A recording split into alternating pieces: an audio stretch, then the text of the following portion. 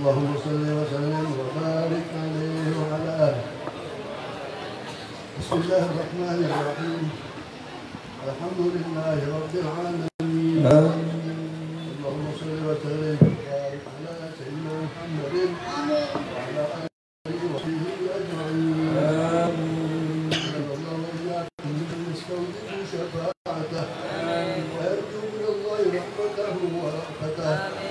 اللهم بحرمة هذا النبي الكريم وآل أصحاب السابقين على المنهجين اجعلنا من خيار أمته واسترنا بليل حرمته واحشرنا غدا في زمرته واستعمل ألسنتنا في مجده ونصرته وأحينا متمسكين بسنته وطاعته وبارك اللهم على حبه وجماعته. اللهم ادخلنا معه الجنة فإنه أول من يدخلها وأنزلنا معه في رسله فإنه أول من ينزلها وارحمنا يوم يشفع للخلائق أن زيارته في كل سنة ولا تجعلنا من الغافلين عنك ولا عنه قدر السنة. آمين. ولا تجعل في مجلسنا هذا أحدا إلا غسلت بما استومت ذنوبه. آمين. تقتضي المغفرة عيوبه. اللهم إنه كان معنا في السنة الماضية. آمين. وأمن منعهم الغضاء عن الوصول إلى مثلها. آمين. لا تحرمهم من ثواب هذه الساعة وفضلها. اللهم ارحمنا إذا سرنا من أصحاب القبور. آمين. ووفقنا لعمل صالح يبقى سناه على ممر الدهور. آمين. اللهم اجعلنا لآلائك ذاكرين. آمين. ولنعمائك شاكرين. آمين. وليوم لقائك من الذاكرين. آمين. واحينا بطاعتك مشغولين. آمين. وإذا توفيتنا فتوفنا غير مفتونين ولا مخذولين. آمين. واختم لنا من آمين. آمين. آمين. آمين.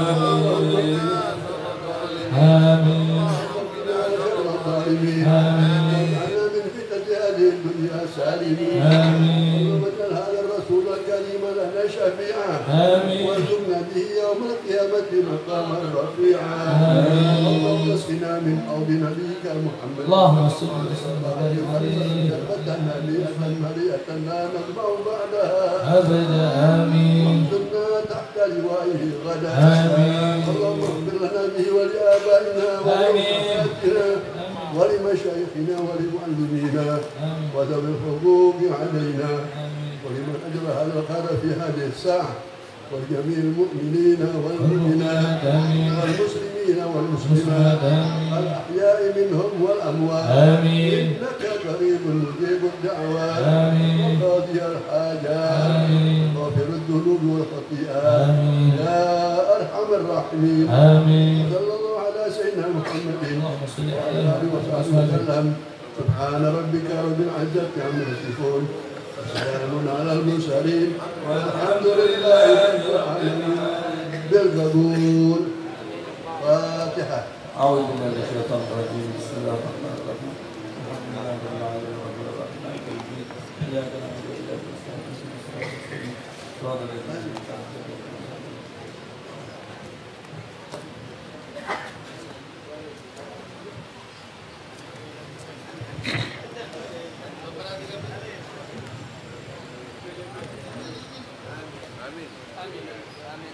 اللهم بالحق قراءته سورة ياسين وذكر العمر والرحمن القاسم والأنفاس والمولد الرسول اتباعا الله يتقبل جميع حاجاتنا حاجة الدنيا بالميسرة وحاجة الآخرة بالمغفرة. ربنا تقبل منا إنك أنت السميع العليم وتب علينا إنك التواب الرحيم. دعواهم بها سبحانك اللهم وتحياتهم بها سلام آخر دعواهم الحمد لله رب العالمين. قبول. Alhamdulillahirabbil alamin. Pembacaan Maulid telah kita sama-sama baca. Mudah-mudahan dengan barokah pembacaan Maulid ini kita semua tergolong dan mendapatkan syafatul uzma Rasulullah sallallahu alaihi wasallam. Amin ya Allah ya rabbal alamin. Hadirin hadirat yang dimuliakan Allah, sebelum pada acara berikutnya kami mewakili daripada Sahibul Bait yaitu Syahid Nun Al-Mahdali mengucapkan jazakumullah khairan katsir. Terima kasih banyak atas kehadirannya, dan mohon maaf atas kekurangan dari sambutan, jamuan, serta penempatan, dan tadi ada kesalahan teknis sedikit, jadi waktu agak terlambat. Mudah-mudahan antum semua bisa memaklumi dan berikan kebiasaan. Hadirin hadirat yang dimuliakan Allah Subhanahu wa taala, beranjak kepada acara berikutnya yaitu Mau'izatul Hasanah, yang insyaallah pada kesempatan pagi menjelang siang ini akan disampaikan oleh dua muballigh. Yang pertama itu Al Habib Ja'far bin Muhammad Bagir Al-Attas, dan kedua insyaallah Al Habib Hanif bin Abdurrahman Al-Attas. Untuk mempersingkat waktu, kami persilakan kepada Al-Mukarram Al Habib Ja'far bin Muhammad Bagir Al-Attas. Padanya waktu dan tempat yang diusahakan. Sallu ala Nabi Muhammad.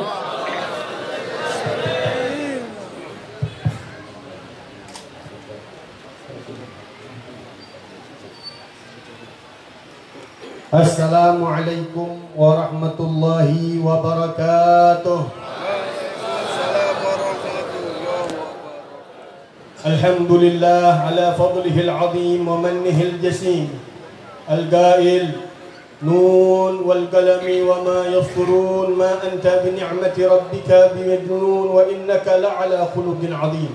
Ashhadu an la ilaha illallah wahdahu la sharika lah, شهادة نرجى بها إلى مقام عظيم في جناته النعيم. وأشهد أن سيدنا ونبينا وعظيمنا وقرة أعيننا ونور قلوبنا محمدا عبده ورسوله خير الدالين والهادين إلى صراطه المستقيم.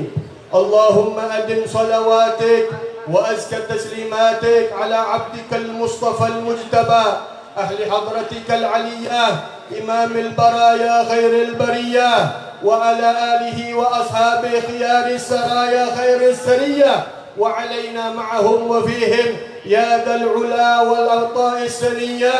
أما بعد، قال الله سبحانه وتعالى فبما رحمة من الله لنت لهم ولو كنت فظا غليظ القلب لانفضوا من حولك فاعف عنهم واستغفر لهم وشاورهم في الأمر فإذا عزمت فتوكل على الله إن الله يحب المتوكلين.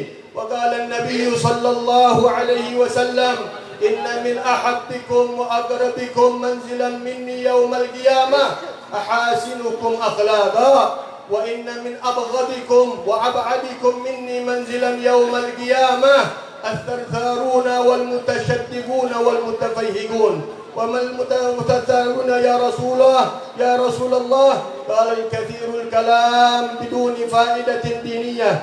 والمتشدقون المتطاولون في الكلام والمظهرون لفضله على الناس. والمتفيهقون القليل العلم، أو كما قال النبي صلى الله عليه وسلم. Hadirin hadirat, wabil khusus para alim ulama, para habaib, para tokoh masyarakat, para aparatur pemerintah sipil maupun militer.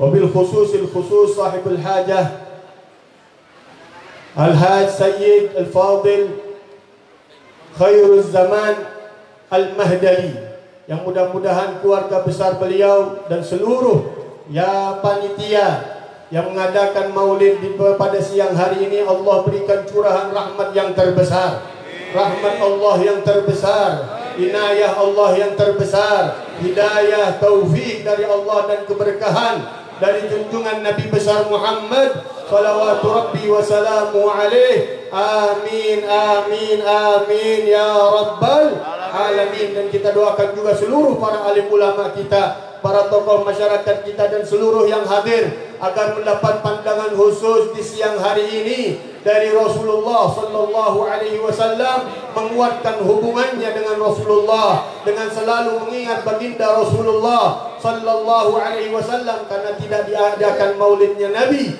sallallahu alaihi wasallam kecuali untuk menjalin hubungan umatnya kepada Rasulullah sallallahu alaihi wasallam. Tidak diadakan maulid Nabi sallallahu alaihi wasallam kecuali untuk mengenalkan kembali sosok Nabi besar Muhammad salawatu rabbi wa salamu alaih, yang dengan sosok Nabi Muhammad sallallahu alaihi wasallam manusia mengenal Allah. Tidak ada satupun makhluk dari malaikat dari Rasul, dari para Nabi, dari para awliya, masuk ke dalam hadratullah, mengenal ma'rifat dengan hakiki dengan Allah, melainkan pintunya Rasulullah sallallahu alaihi wasallam.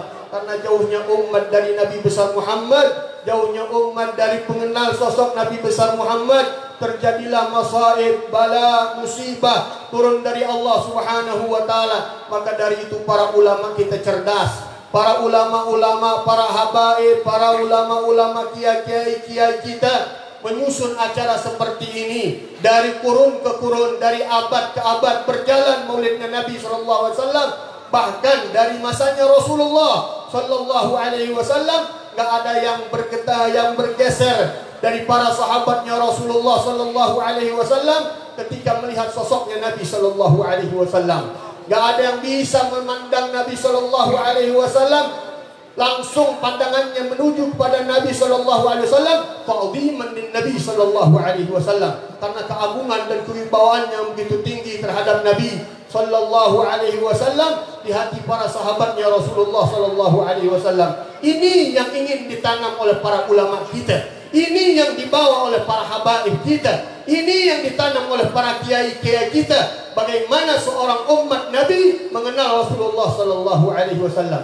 Bagaimana kita bisa meneladani akhlaknya Nabi sallallahu alaihi wasallam kalau kita enggak mengenal sosoknya Nabi sallallahu alaihi wasallam. Bagaimana sifat khalqiyahnya dan sifat khuluqiyahnya Nabi sallallahu alaihi wasallam. Sifat kesempurnaan jasmaninya Rasulullah dan sifat kesempurnaan batiniyahnya Rasulullah sallallahu alaihi wasallam. Yang Allah katakan, laqad kana lakum fi Rasulillah uswatun hasanah liman kana yarjullaha wal yawmal akhir wa dzakarallaha katsira. 3 syarat daripada meneladani Rasulullah sallallahu alaihi wasallam yang Allah sebutkan, laqad kana lakum fi Rasulillah, sungguhnya di dalam diri Rasulullah uswatun hasanah, teladan yang baik untuk kalian, liman kana yarjullah, bagi orang yang inginkan Allah, mengharap Allah, ingin dikenal dengan Allah.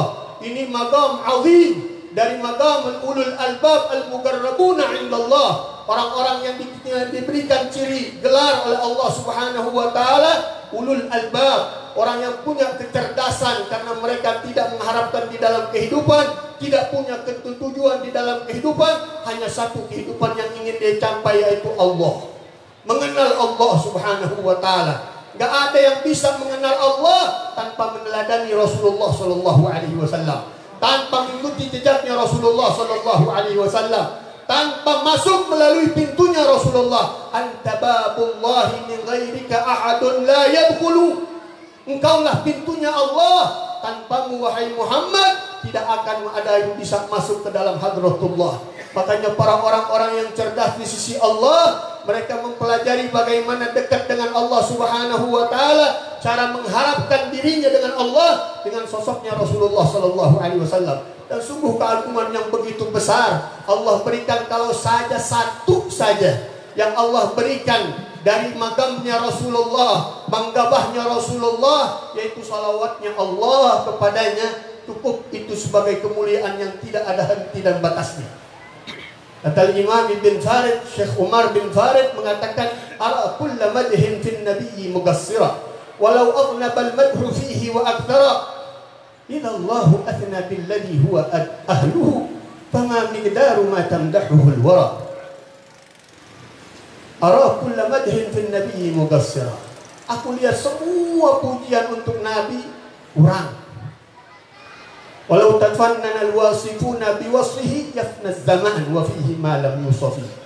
Sekuat-kuatnya para pujangga memberikan takbir tentang sosoknya Nabi, tentang akhlaknya Nabi, mugassir, kurang. Itu yang dikatakan oleh Sayyidina Uwais al-Qarani kepada Sayyidina Ali dan Umar, ya Umar ya Ali, ma'araftuma min Rasulillahi illa dhil. Engkau tidak mengenal Rasulullah wahai Umar, wahai Ali, engkau tidak mengenal kepada Rasulullah kecuali bayangannya doang. Hakikatnya Rasulullah sallallahu alaihi wasallam hanya Tuhannya yang Maha tahu. Hanya hakikatnya Allah Subhanahu wa taala yang menyembunyikan kesempurnaannya Rasulullah sallallahu alaihi wasallam di mata seluruh makhluknya Allah Subhanahu wa taala. Enggak ada yang bisa mengenal Rasulullah kecuali Allah Subhanahu wa taala. Kata Sayyidina Umar dan Sayyidina Ali ketika mengabarkan kepada Sayyidina Abu Bakar, "Ma arafna min Rasulillahi illa dhil." Qala sadaq. "Ma arafna min Rasulillahi illa dhil." Kita tidak mengenal Rasulullah kecuali bayangan, kata Sayyidina Abu Bakar As-Siddiq. Benar. Kita enggak mengenal sosok Nabi secara hakiki. Yang mengenal hanya Allah, kita hanya tahu bayangannya doang. Ara kullu madhin fil nabiy muqassira. Walau aghnaba al-madhu fihi wa akthara. Walaupun pujangga-pujangga hebat memuji banyak Nabi Shallallahu Alaihi Wasallam, jutaan qasidah yang sudah dikarang oleh para ulama, ribuan maulid yang sudah dikarang oleh para ulama, cuman masuknya ke Indonesia dikit. Kalau mau kenal maulidnya Nabi, semua pecinta Nabi, para aulia al-muqarrabun mempunyai karangan, tapi mereka sembunyikan, mereka nggak populerkan. Mereka menjaga rahasia cintanya dengan Rasulullah Shallallahu Alaihi Wasallam. Ada yang sudah populer, kadung Allah buka itu daripada kemasyhurannya, seperti Al-Barzanji, Syaraful Anam, Al-Azab, Ad-Diba yang kita baca tadi, yang sangat dicintai oleh Al-Habib Ahmad bin Hasan Al-Attas. Beliau mengatakan kalau saja di Maulid Diba hanya satu kata yang keluar dari Imam Abdurrahman bin Ahmad Ad-Dibai, "Al-Qaumu isyaratun wa antal maqsud," itu cukup bagi beliau kemuliaan dari Allah Subhanahu wa taala. Alam semesta ini al-kaunu isyarah, hanya lambang doang, simbol-simbol doang yang Allah jadikan untuk mengenal siapa Nabi Shallallahu Alaihi Wasallam, mengenal Allah Subhanahu wa taala. Al-kaunu isyaratun wa antal maqsud.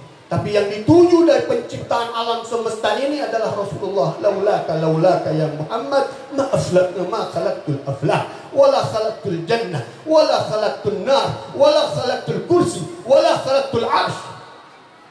Kalau bukan karena engkau wahai Muhammad, tidak kuciptakan semua ini alam semesta, planet-planetnya semuanya. Bahkan tidak kuciptakan surga dan neraka. Bahkan tidak kuciptakan arsy dan kursi. Hanya karena Rasulullah Sallallahu Alaihi Wasallam. Itu kedudukannya di sisi Allah Subhanahu Wa Taala. Pantas kalau Nabi Sallallahu Alaihi Wasallam setiap hari miliaran manusia Allah wajibkan untuk menyebut namanya. Allah wajibkan untuk berselawat kepadanya.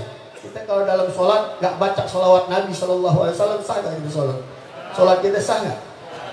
Nggak sah, kita punya sholat wajib. Kalau sekarang jumlahnya manusia aja yang muslim taruh deh paling kecil 1 miliar orang muslimin di dunia. Setiap hari 2 kali, setiap sholat kali 5, 10. Berapa miliar setiap hari sholawat kepada Nabi sampai ke hadratnya Rasulullah. Ini suatu kebanggaan. Ini suatu keistimewaan, kemuliaan yang agung yang Allah berikan kepada Rasulullah. Tapi semuanya salawat, semuanya diberikan oleh Allah Subhanahu wa taala, bahkan kepada para malaikatnya perintah untuk berselawat, gak sebanding dengan salawatnya Allah Subhanahu wa taala satu kali pada seluruh salawat yang dilakukan oleh makhluknya Allah Subhanahu wa taala.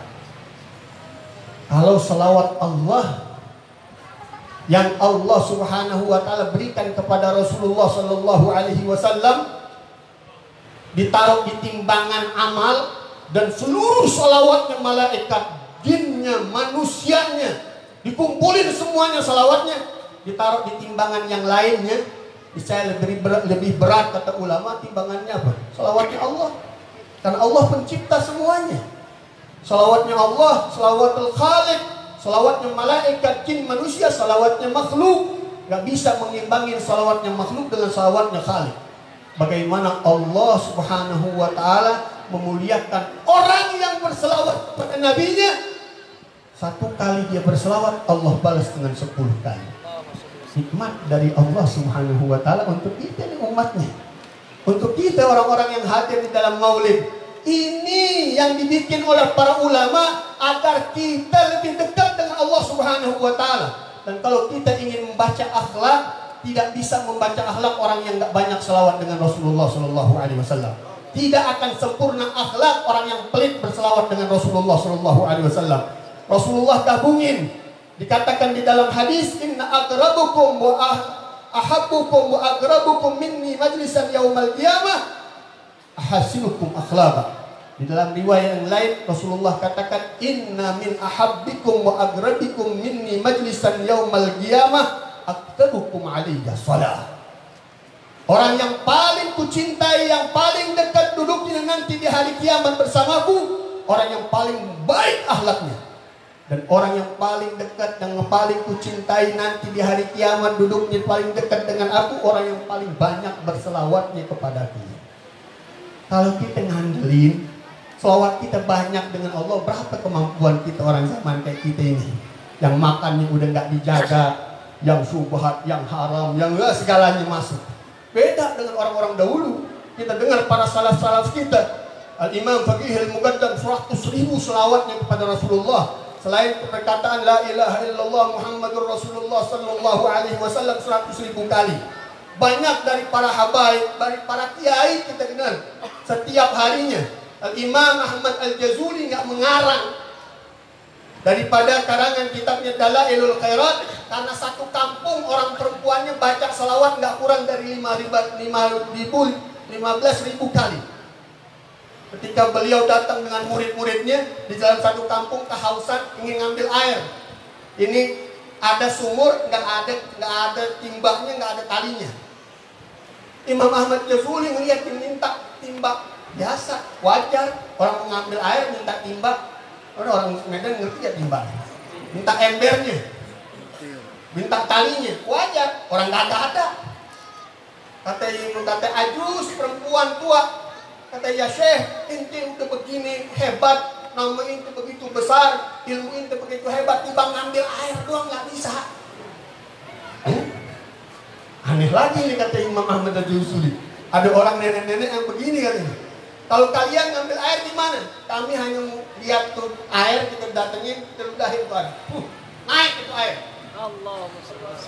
Ketika diludahin itu nenek-nenek, naik itu air. Selesai diambil hajatnya oleh Imam Ahmad Jazuli, balik lagi tuh air. Ini bukan main-main ini. Ini orang bukan orang sembarangan ini. Kalau sekarang udah pada datang semua, semedan datang. Oh ada yang begitu nih. Di Medan yang begitu ada, semedan datengin dia.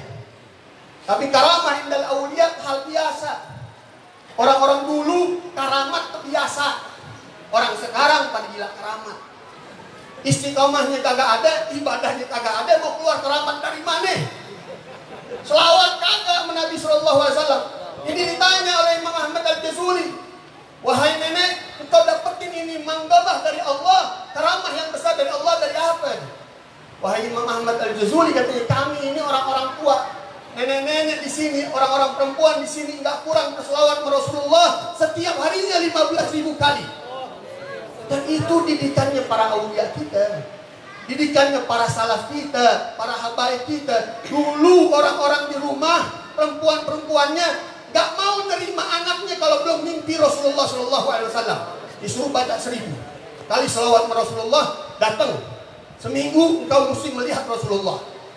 Ini udah 1000 kali setiap hari dia baca, datang mimpi Rasulullah SAW, nggak girang.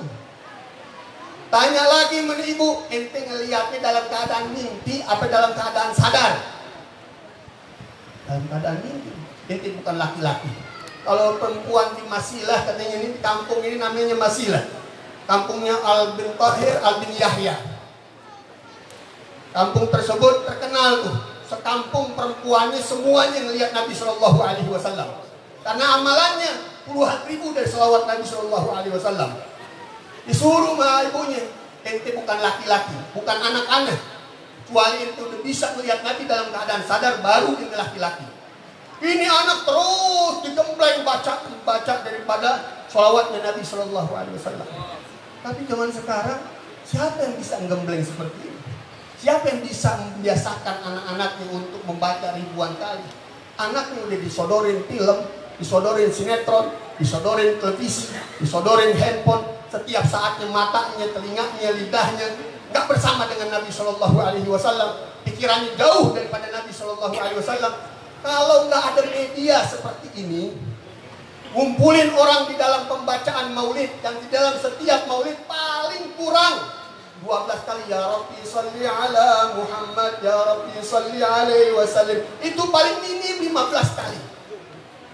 Paling minim.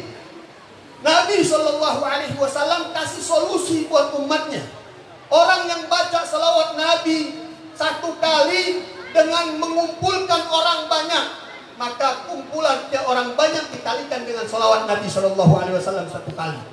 Orang baca 1 kali, bareng-bareng semua baca salawatnya Nabi Shallallahu Alaihi Wasallam, pahalanya dapat dengan jumlah orang yang hadir.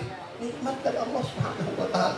Ini yang ditanam oleh para ulama kita. Cerdas mereka, kerjaannya gampang, kerjaannya ringan, tapi pahalanya gede dari Allah Subhanahu Wa Taala. Dan ini yang bisa membenahi daripada jiwa manusia, akhlak manusia, kalau dia selalu ingat dengan Rasulullah. Dan kita sudah lihat hasilnya.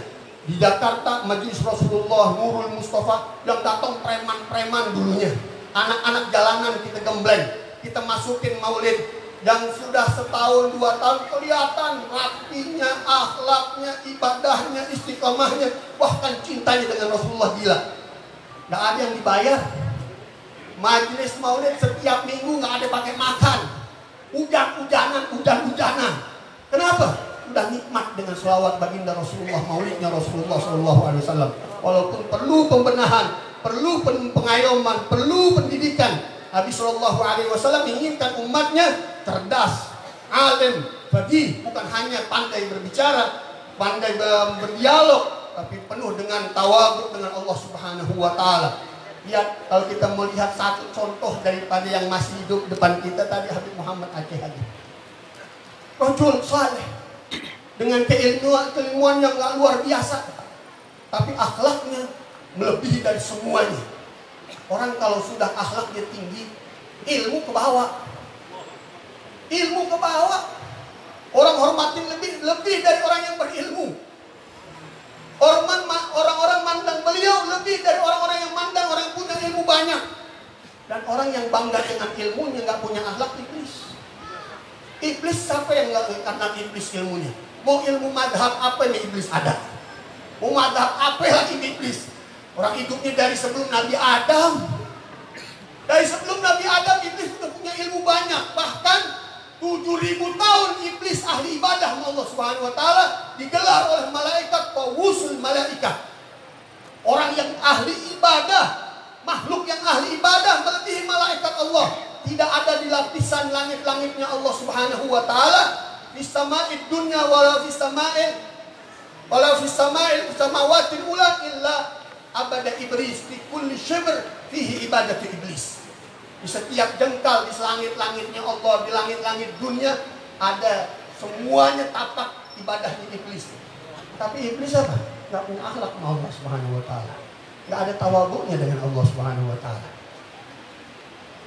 Disombongkan dirinya dengan Allah Subhanahu Wa Taala. Ini yang tadi dikatakan oleh Rasulullah Sallallahu Alaihi Wasallam, wa inna min abghadikum wa ab'adikum minni majlisan yaumal qiyamah. Orang yang paling kubenci dan paling jauh duduknya nanti denganku, as-sartarun al-mutasyaddidun al-mutafahhigun. Kata Nabi Sallallahu Alaihi Wasallam, orang yang suka ngomong gak ada faedah agamanya. Al-mutasyaddidun fil kalam, orang yang menampilkan kesombongan dirinya di dalam berbicaranya. Wal mutafahhigun, ilmu fikihnya sedikit, ilmunya tentang Allah dan Rasulnya sedikit, dia berani tampil dengan orang banyak untuk menampilkan dirinya. Na'udzubillah min ghadabillah. Mudah-mudahan Allah jaga negeri kita, Allah jaga kampung kita dengan banyakin maulidnya Nabi Sallallahu Alaihi Wasallam. Kita bangga, kita apresiasi Al Habib Sayyid Khairuz Zaman bisa setiap tahun, kalau bisa setiap bulan. Amin. Bisa setiap minggu. Amin. Bisa setiap minggu, nggak usah pakai makan. Kalau makan tuh bukan umatnya Nabi Sallallahu Alaihi Wasallam pikirannya makan.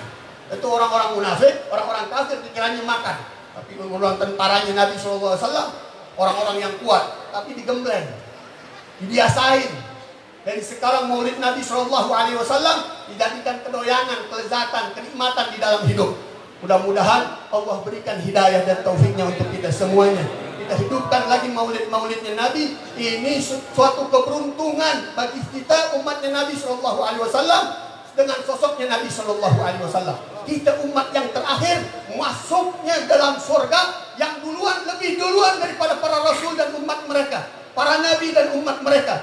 Innal jannata haramun alal anbiya'i wal umam hatta adkhuluha ana wa ummati. Sungguhnya surga Allah haram untuk para nabi dan umat mereka sampai aku masuk dengan umatku. Kalau umatnya Nabi masuknya duluan dari para nabi dan para rasulnya Allah Subhanahu wa taala. Ini kebanggaan bagi kita. Kalau kita nggak banyakin maulid, malu dengan Rasulullah SAW. Kalau kita nggak banyak dengan Rasulullah SAW, malu. Kita hidup di dunia nggak mengenal sosoknya Nabi SAW. Mudah-mudahan mata kita nggak diharamkan oleh Allah Subhanahu wa taala, bisa memandang wajahnya Rasulullah, dan itu janjinya Rasulullah SAW. Di akhir zaman banyak umatku yang bisa memandang wajahku. Tentu banyakin maulidnya Nabi SAW, karena kita udah nggak mampu lagi banyak-banyak baca sholawat hampir ratusan ribu, puluhan ribu, nggak mampu. Dan kita banyak makanan-makanan yang merusak daripada mulut kita, lidah kita untuk banyak berzikir, berselawat kepada baginda Rasulullah. Tapi dengan kumpulnya umatnya Nabi Shallallahu Alaihi Wasallam, pasti kebanggaannya Nabi, kegembiraannya Nabi Shallallahu Alaihi Wasallam, kebahagiaan Nabi tumpah ruah kepada orang-orang yang hadir di dalam maulidnya Rasulullah Sallallahu Alaihi Wasallam. Allahumma hdina min indik, afid alaina min fadlik, anshur alaina min rahmatik, anzil alaina min barakatik, albisna libasa afwik wa afiyatik fid din wad dunya wal akhirah. Allahumma arina wajhahu fil yaqadati wal manam. Allahumma arina wajhahu fil yaqadati wal manam. Allahumma arina wajhahu fil yaqadati wal manam wa anta radin anna. Wa sallallahu ala sayyidina Muhammadin wa ala alihi wa sahbihi wasallam walhamdulillahi rabbil alamin.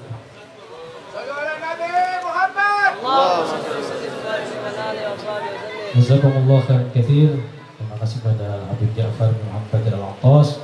Doakan sama-sama semoga beliau Allah panjangkan umurnya, Allah luaskan rezekinya, Allah berkahkan imannya. Amin ya Allah ya Rabbal alamin. Acara berikutnya tausiah yang akan disampaikan oleh Al-Habib Hanif bin Abdurrahman Al-Attas. Waktu dan tempatnya dipersilakan. Shallu ala Nabi Muhammad.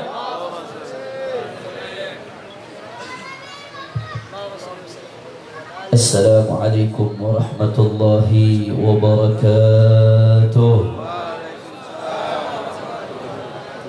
Alhamdulillah, alhamdulillahi rabbil alamin, wa bihi nasta'in ala umuri dunya wad din. Allahumma fasalli wa sallim wa barik wa karrim wa majjid wa azzim ala sayyidina وحبيبنا وشفيعنا ونور قلوبنا محمد الفاتح لما أغلق والخاتم لما سبق ناصر الحق بالحق والهادي إلى الصراط المستقيم وعلى آله وصحبه حق قدره ومقداره العظيم يا فتاح يا عليم. أما بعد. Para alim ulama, para habaib, para asatid, para kiai, para sesepuh, para tokoh masyarakat, wabil khusus sahibul bait, orang tua kita bersama, Syarif Sayyid Khairuz Zaman Al-Mahdali beserta keluarga besar beliau. Kita doakan mudah-mudahan Allah panjangkan umurnya, Allah sehatkan badannya, Allah lapangkan rezekinya, Allah kabul hajat-hajatnya. Amin ya Rabbal alamin. Tidak lupa pula hadir di sini bersama kita para alim ulama, wabil khusus orang tua kami Sayyidul Walid Al-Habib Ahmad bin Muhammad Al-Attas, Al-Habib Muhammad bin Ahmad Al-Attas. Begitu pula orang tua kita Al-Habib Salim Al-Attas, Al-Habib Muhammad, Al-Habib Hasan bin Abdul Qadir, Al-Habib Muhammad Al-Attas. Begitu pula guru kita bersama yang tadi telah menyampaikan nasihatnya yang begitu luar biasa, ghurur wa durar, itu Sayyidil Ustaz Al-Habib Ja'far Sadiq bin Muhammad Al-Baqir Al-Attas. Begitu pula Sayyid Hasan Al-Kaf, Habib Umar Al-Qadri, semuanya, Habib Muhammad, Habib Ahmad dan Muhdar, semua para habaib, para alim ulama, Kiai Haji Mufti bin Syekhina, Kiai Haji Nasihin, semuanya para alim ulama, para asatid, para habaib. Tidak dapat saya sebutkan namanya satu persatu, namun tidak mengurangi rasa hormat saya kepada beliau semua. Kita doakan mudah-mudahan habaib kita, ulama kita, kiai kita, Allah panjangkan umurnya, Allah sehatkan badannya, Allah lapangkan rezekinya, Allah menangkan perjuangannya. Amin ya Rabbal. Tidak lupa pula salam penghormatan saya sampaikan kepada aparatur pemerintahan baik sipil ataupun militer, mudah-mudahan selalu diberkahi oleh Allah Subhanahu wa taala.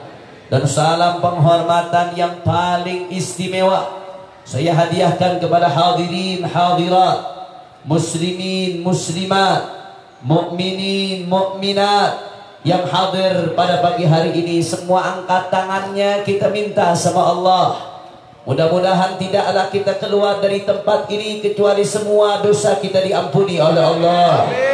Yang sakit Allah angkat penyakitnya, Allah sehatkan badannya.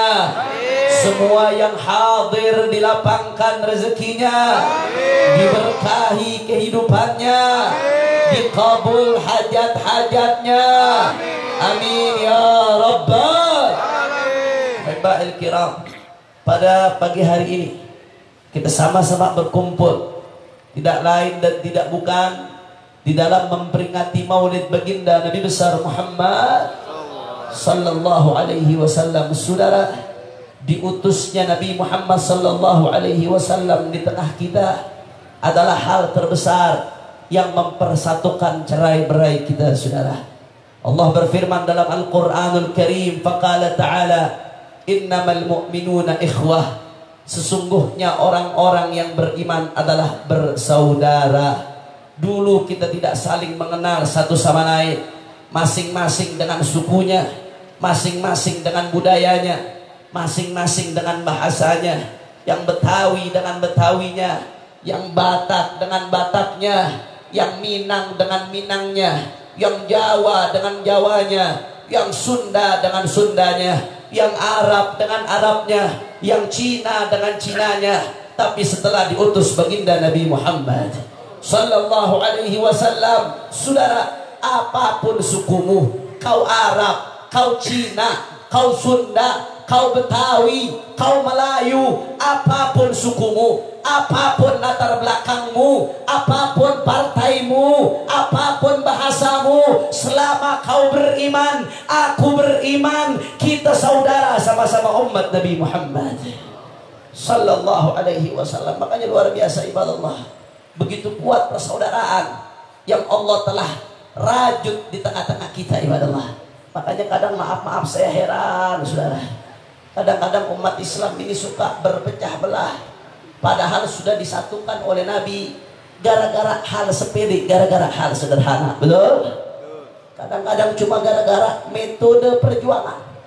Saudara, ada sebagian yang lembut ibadallah, lemah lembut, santun, baik, luar biasa ibadallah, udah bagus seperti itu.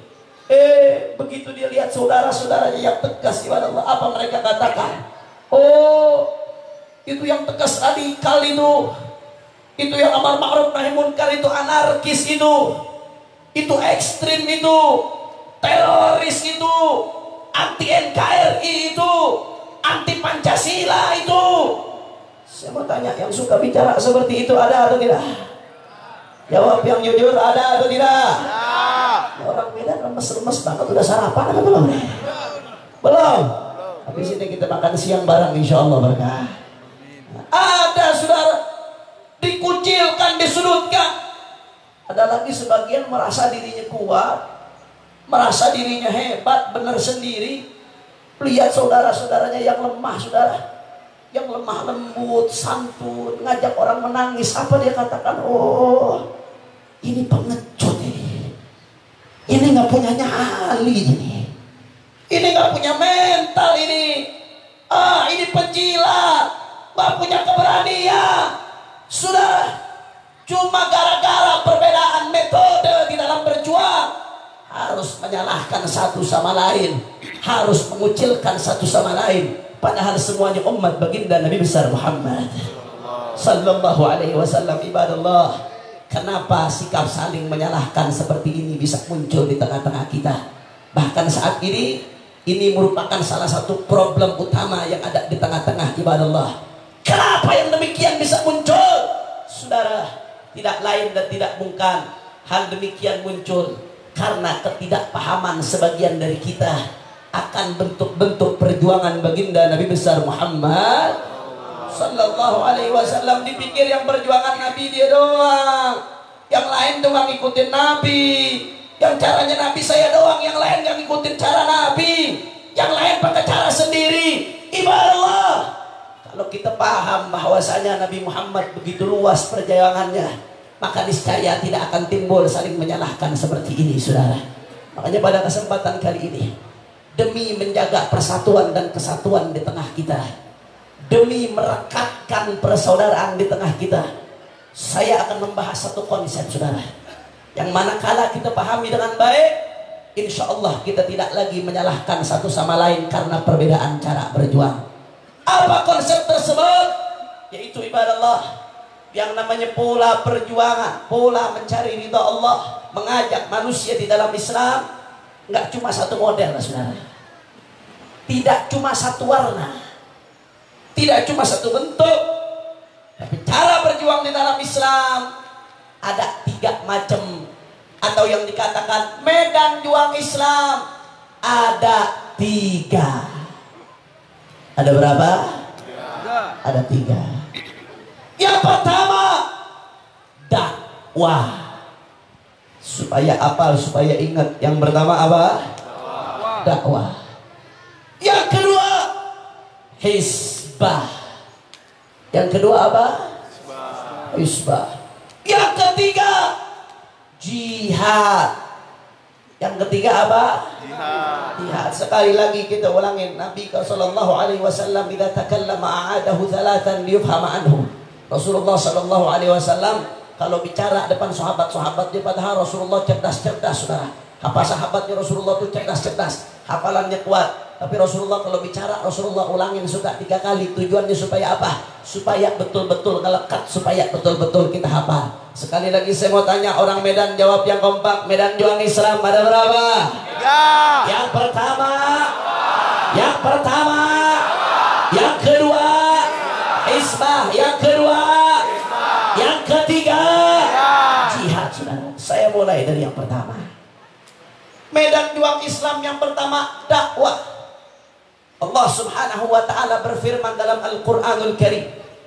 Faqala ta'ala, ud'u ila sabili rabbik bil hikmati wal maw'idatil hasanah wajadilhum billati hiya ahsan. Allah berfirman, saudara, dalam Al-Quran dalam konteks dakwah. Apa kata Allah Ta'ala?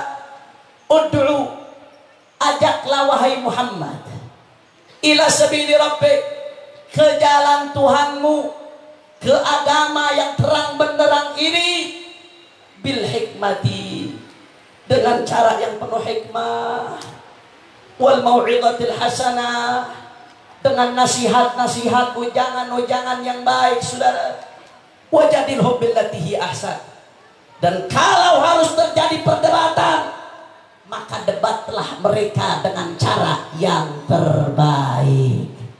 Saudara, kalau kita buka tafsir, sebagian ahli tafsir menyebutkan ini ayat turun konteksnya dalam dakwah kepada ahlul kitab. Ahlul kitab itu, Pak Bu, orang-orang non-muslim, Yahudi, Nasrani, saudara. Konteksnya dakwah kepada non-muslim, saudara. Ibadah Allah. Tapi meskipun dakwah kepada non-muslim, Allah perintahkan kita untuk lembut, santun, baik, menarik, bijak, saudara. Kalau dakwah kepada non-muslim saja kita diperuntukkan untuk lembut, santun, bijak, baik, menarik, apalagi dakwah kepada sesama muslim. Bahkan dalam ayat lain yang tadi dikutip oleh guru kita Habib Ja'far dalam mukaddimah ceramahnya, walau kunta faddan ghalidhal qalbi lan faddu min hawlik. Hei Muhammad, kalau sampai kau keras, sampai kau bengis hati, lan faddu min hawlik, maka niscaya mereka akan bubar dari sekitarmu, saudara. Artinya apa? Dari 2 ayat ini kita bisa menarik kesimpulan bahwasanya yang namanya dakwah sesuai dengan artinya secara etimologi, secara bahasa, Dari kata da'a yad'u du'aan, yang artinya mengajak, saudara. Kalau ajakan itu harus santun, harus baik, simpatik, menarik. Nggak boleh orang dakwah marah-marah, saudara. Nggak boleh orang dakwah pakai cara anarkis. Nggak boleh orang dakwah pakai cara radikal. Manakala dakwah keluar dari jalur yang telah digariskan oleh Nabi, maka di situ dakwah tersebut tidak akan berhasil, saudara. Na'udzubillah min. Kira-kira sampai sini orang Medan jelas atau tidak? Jelas atau tidak? Saya mau tanya, kalau begitu Medan Juang Islam yang pertama apa? Orang kompak yang pertama apa? Dakwah itu harus lembut, betul? Dakwah harus santun, betul? Dakwah harus simpatik, betul? Dakwah harus baik, betul? Apa boleh dakwah anarkis? Apa boleh dakwah kasar? Apa boleh dakwah rusuh? Dakwah harus mengikuti tuntunan baginda Nabi besar Muhammad. Itu yang pertama, saudara. Yang kedua, ada Medan Juang Islam namanya Hizbah. Saya mau tanya, orang Medan kira-kira pernah dengar gak Hizbah? Jarang pasti dengar Hizbah, betul? Yang dengar cuma segelintir orang. Hizbah itu mustalahun fiqhi, terminologi fikih, istilah fikih, saudara. Yang artinya sebagaimana disebutkan oleh Al-Imam Al-Ghazali dalam kitabnya Ihya Ulumuddin, ibaratun syamilatun anil amri bil ma'rufi wan nahyi anil munkar. Kalau bahasa sederhananya, afwan Habibah, yang dimaksud dengan hizbah adalah amar ma'ruf nahi munkar. Beda, saudara, dengan dakwah. Nggak usah jauh-jauh, kita mulai dari segi bahasa dulu, dari segi etimologi, saudara. Kalau tadi dakwah artinya mengajak, betul? Tapi amar ma'ruf nahi munkar artinya sebaliknya, saudara. Amar ma'ruf diambil dari kata amaro ya'muru amra. Nahi munkar diambil dari kata naha yanha nahya. Amar artinya perintah, nahi artinya larangan. Perintah dan larangan secara bahasa beda jauh dengan ajakan, saudara. Kalau perintah larangan itu ada titik tekannya, sifatnya instruktif, sifatnya lebih menekankan, harus jelas, tegas. Yang namanya instruksi nggak boleh abu-abu, saudara. Betul? Saya kasih contoh yang sederhana, yang gampang. Andai kata ada jenderal bintang 5, saudara. Bukan 4 lagi, 5 bintangnya, 10 lagi bintangnya, saudara. Sampai jatuh-jatuh itu bintang. Punya pasukan 100.000 pasukan. Akhirnya tuh jenderal dapat kabar negerinya mau diserang, saudara. Begitu dapat kabar negerinya mau diserang, 100.000 pasukan disiapkan. Apa dikatakan kepada pasukannya? Wahai pasukan-pasukanku, musuh di depan mata, mereka akan menyerang kita, maka siapkan nyawa, harta, diri kita, jiwa raga. Kita akan bertempur sampai tetes darah yang terakhir, saudara. Saya mau tanya, jenderal berikan instruksi tegas seperti itu, bagus atau tidak?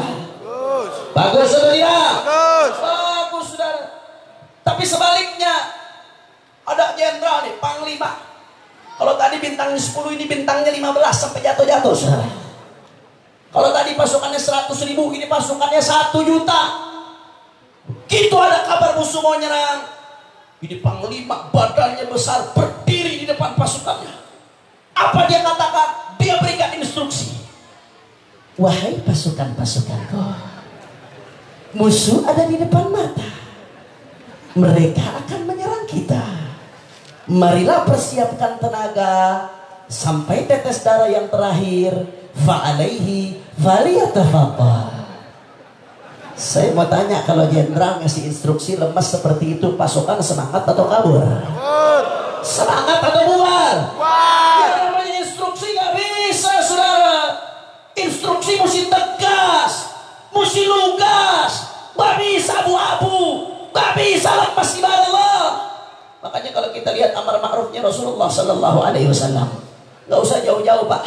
Amar ma'rufnya dulu, nggak usah nahi munkarnya dulu. Diriwayatkan oleh Imam Tirmidzi di dalam jamaknya, saudara, bahwasanya sahabat meriwayatkan Kana Rasulullah sallallahu alaihi wasallam idza khataba an-nas ihmarra wajhuhu wa fi riwayatin ihmarrat 'ainah washtadda ghadabuhu wa 'ala sawtihi ka'annahu mundiru jaishin. Saudara, Anda tahu bagaimana Rasulullah kalau sudah berbicara di hadapan umatnya, di hadapan sahabatnya, kalau sudah berkhutbah bicara halal, haram, hak, batil, benar, salah, saudara, bagaimana tegasnya Nabi ibadallah. Karena sallallahu alaihi wasallam idza khataban nas, Rasulullah kalau sudah berbicara tentang halal, haram, hak, batil, saking tegasnya Nabi, ihmarrat wajhu, muka Nabi sampai merah, saudara. Saya mau tanya bapak-bapak atau ibu-ibu, dijawab yang jujur. Saya dari tadi ceramah suara saya keras atau tidak? Keras, saudara. Tapi muka saya merah apa kagak? Ibu-ibu liatin jangan lama-lama, ntar naksir, saudara. Nggak merah. Sekeras-kerasnya saya masih tidak merah, saudara. Saya mau tanya Habib Rizik, pernah lihat nggak ceramahnya Habib Rizik? Mudah-mudahan diberikan kemenangan oleh Allah. Amin. Habib Rizik kalau ceramah mukanya sampai merah apa kagak? Jarang, saudara, sampai merah. Jarang. Bahkan gak sampai di situ. Rasulullah Shallallahu Alaihi Wasallam, saudara, saking tegasnya, bukan lagi wajahnya yang merah, saudara. Terkadang saking tegasnya Nabi, ihmarrat 'ainah, sampai kedua mata Nabi juga merah pada pidato, saudara. Jawab lagi yang jujur, saya dari tadi ceramah mata saya merah apa kagak? Habib Rizik kalau ceramah matanya merah apa kagak? Artinya apa, saudara? Setegas-tegasnya saya, sekeras-kerasnya saya, setegas-tegasnya Habib Rizik, sekeras-kerasnya Habib Rizik, tidak ada apa-apanya dibandingkan ketegasan Nabi Muhammad Sallallahu Alaihi Wasallam. Itu baru amar ma'rufnya, bu. Idza khataban nas ihmarrat wajhu ihmarra 'ainah washtadda ghadabuhu. Rasulullah kalau udah pidato suaranya melengking tinggi, wa 'ala sautu, suara Nabi luar biasa, ka'annahu mundiru jaishin, seakan-akan Nabi bukan lagi pidato, tapi seakan-akan Nabi sedang memberikan seruan perang. Gimana, Pak? Kabir. Itu baru amar ma'rufnya Nabi, belum nahi munkarnya Nabi. Waduh, kalau diceritain nahi munkarnya Nabi, jangankan sejam 2 jam, 5 jam gak selesai, saudara. Kira-kira orang Medan 5 jam sanggup apa kagak? Sanggup. Yakin? Yakin. Betul. Betul. Nanti duduk 5 jam, mana pulang ke Jakarta. Masya Allah. Berapa banyak kitab-kitab, referensi-referensi hadis yang memuat ketegasan Nabi Muhammad dalam beramar ma'ruf nahi munkar, ibadallah. Saya kutip salah satunya aja dah. Ada satu kejadian, namanya tepatnya Masjid Diror, saudara. Ini Masjid Diror, Allah dalam Al-Quran yang menyebutnya secara eksplisit sebagai masjid, Masjid dan Dirara. Allah yang menyebutnya dalam Al-Quran sebagai masjid, saudara.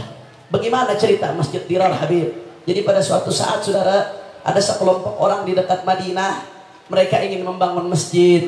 Akhirnya mereka katakan setelah pembangunan masjid itu selesai, mereka minta kepada Rasulullah Sallallahu Alaihi Wasallam untuk sholat di masjid tersebut, saudara. Kebetulan waktu itu Rasulullah sedang di luar Madinah.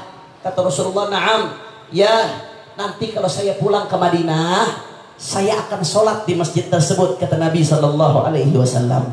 Akhirnya apa yang terjadi, saudara? Di perjalanan pulang ke Madinah, Rasulullah Sallallahu Alaihi Wasallam mendapatkan wahyu. Apa wahyunya? Ternyata Rasulullah Sallallahu Alaihi Wasallam dilarang oleh Allah untuk sholat di masjid tersebut, saudara. Allah langsung yang larang. Loh Habib, ini kan masjid, kenapa sampai segitu seriusnya Allah turunkan wahyu ngelarang Nabi sholat di masjid tersebut, saudara? Ada apa ini? Apa sebegitu besar masalahnya, saudara? Ya, memang itu masjid, tapi ternyata tujuan dibangunnya masjid tersebut bukan karena Allah dan Rasulnya, tapi ada tujuan-tujuan busuk di balik pembangunan masjid tersebut, ibadah Allah. Untuk apa dibangun masjid tersebut? Ternyata yang bangun orang-orang munafik. Tujuannya, saudara, yang pertama untuk memata-matai umat Islam, yang kedua untuk pecah belah barisan umat Islam, dan yang ketiga untuk menunggu pasukan kafir demi menyerbu umat Islam, saudara. Akhirnya apa yang terjadi? Ketika Nabi tahu tujuan busuk di balik pembangunan masjid tersebut, marah luar biasa kita punya Nabi, saudara. Geram kita punya Nabi. Sesampainya di Madinah, Rasulullah kumpulkan sahabat-sahabatnya. Apa Rasulullah katakan kepada sahabatnya? Sebagaimana diriwayatkan oleh Imam Ibnu Katsir dalam tafsirnya, Rasulullah bersabda, saudara, intaliqu ila hadzal masjidil zalimi ahluh fahriqu. Hei sahabat-sahabatku, bergegaslah menuju masjid tersebut yang dibangun untuk tujuan buruk. Fahriqu, bakar masjid tersebut, kata Nabi, saudara. Disuruh apa Pak sama Nabi, Pak? Bakar. Kurang kencang. Disuruh apa ya? Bakar. Gak kedengeran. Disuruh apa ya? Bakar. Bakar. Ini bukan diskotik, Pak. Masjid. Bukan tempat judi, bukan. Masjid. Bukan tempat prostitusi, bukan. Masjid. Bukan tempat pelacuran, bukan. Masjid. Tapi karena dilakukan kezaliman di dalamnya, dibakar sama Nabi, saudara.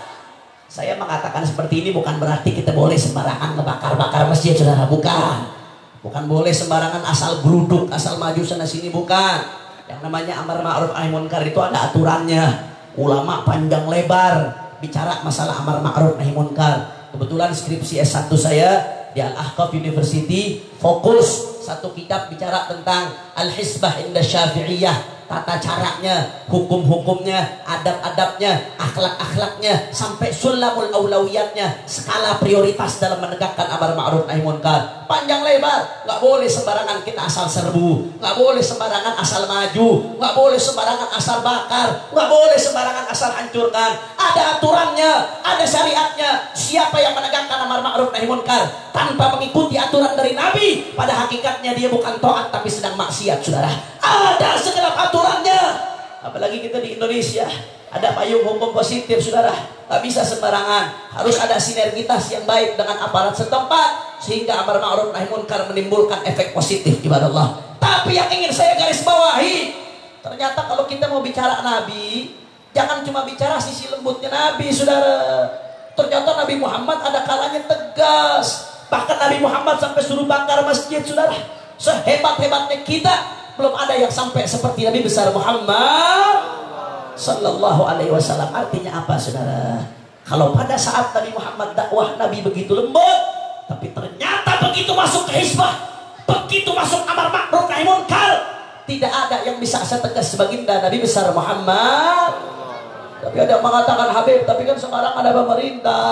Berarti amar ma'ruf nahi munkar itu tugas pemerintah, tugas aparat. Saudara, di dalam fikih itu namanya muhtasib. Orang yang menegakkan amar ma'ruf nahi munkar itu terbagi menjadi dua macam. Ada muhtasib al-muwalla, ada muhtasib al-mutatawwi'. Muhtasib yang sukarelawan. Ada orang amar ma'ruf nahi munkar yang memang digaji untuk amar ma'ruf nahi munkar, untuk berantas kemunkaran. Tapi ada juga yang sukarelawan. Ibadah Allah, masing-masing ada batasannya, masing-masing ada domainnya, masing-masing ada wewenangnya. Tapi semuanya tetap punya kewajiban untuk amar ma'ruf nahi munkar. Bukan cuma tugas pemerintah, tapi tugas kita setiap sesama muslim, sebagaimana disabdakan oleh Nabi, man ra'a minkum munkara falyughayyirhu biyadihi. Barang siapa yang melihat kemunkaran, hendaknya dia merubah dengan tangannya. Man di dalam ilmu usul fiqh yufidul umum. Yang namanya man merata untuk semua muslim, tidak hanya satu golongan atau golongan lainnya. Semua umat Nabi Muhammad punya kewajiban untuk tegakkan amar ma'ruf nahi munkar.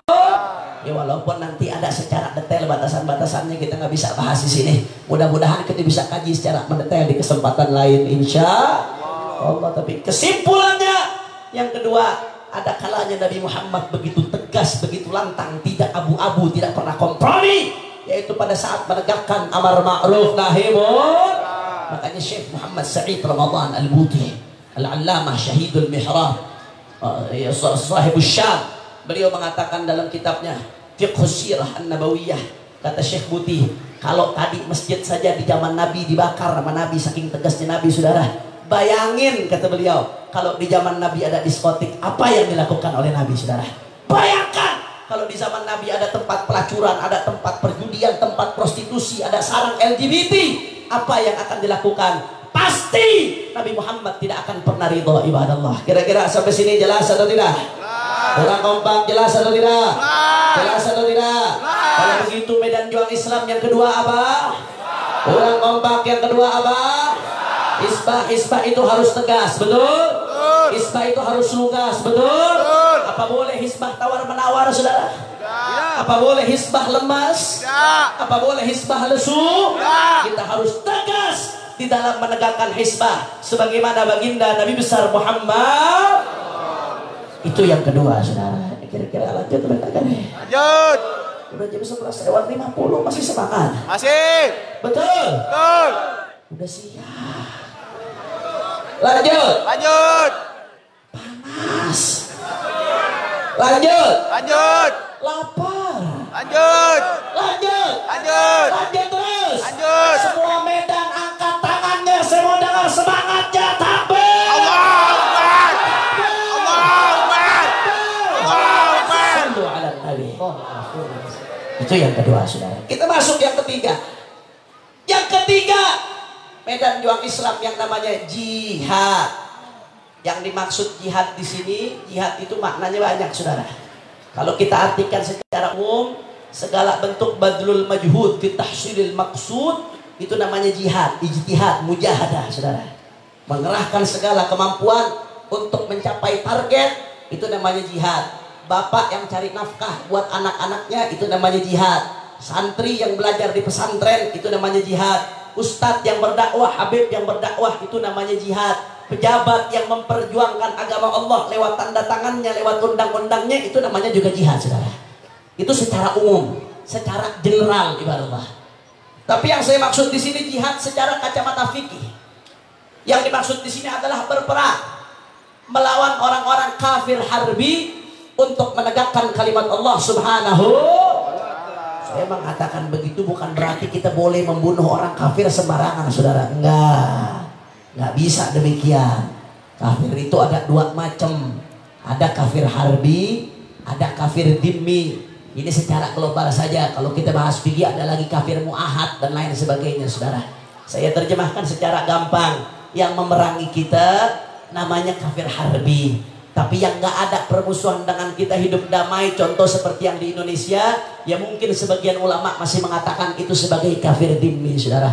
Kafir dhimmi yang hubungannya baik dengan kita, bertetangga, berbisnis, nggak pernah mengganggu, nggak pernah mencela kita, saudara, nggak pernah memerangi kita. Ibadallah, yang seperti ini wajib untuk kita perlakukan dengan baik, ibadallah. Nggak boleh kita zalimi. Lana ma alaihi, lana lahum alaihim ma alaina, wa lana ma lahum. Hak kita dan kewajiban kita sama seperti mereka, saudara. Bahkan Rasulullah mengatakan apa? Man ada dhimmiyan fa ana khasmuh khasamtuhu yaumal qiyamah. Barang siapa yang mengganggu seorang kafir dhimmi. Ini ada orang tetangga kita, orang kafir, beda agama, non muslim, saudara. Kita ganggu, kita sakiti, kita rampas hartanya, saudara. Kita ganggu dia. Apa kata Nabi? Fa ana khasmuh khasamtuhu yaumal qiyamah. Hati-hati yang mengganggu orang kafir dhimmi, nanti akan aku musuhi di hari kiamat, saudara. Na'udzubillah min. Artinya apa? Nggak boleh sembarangan.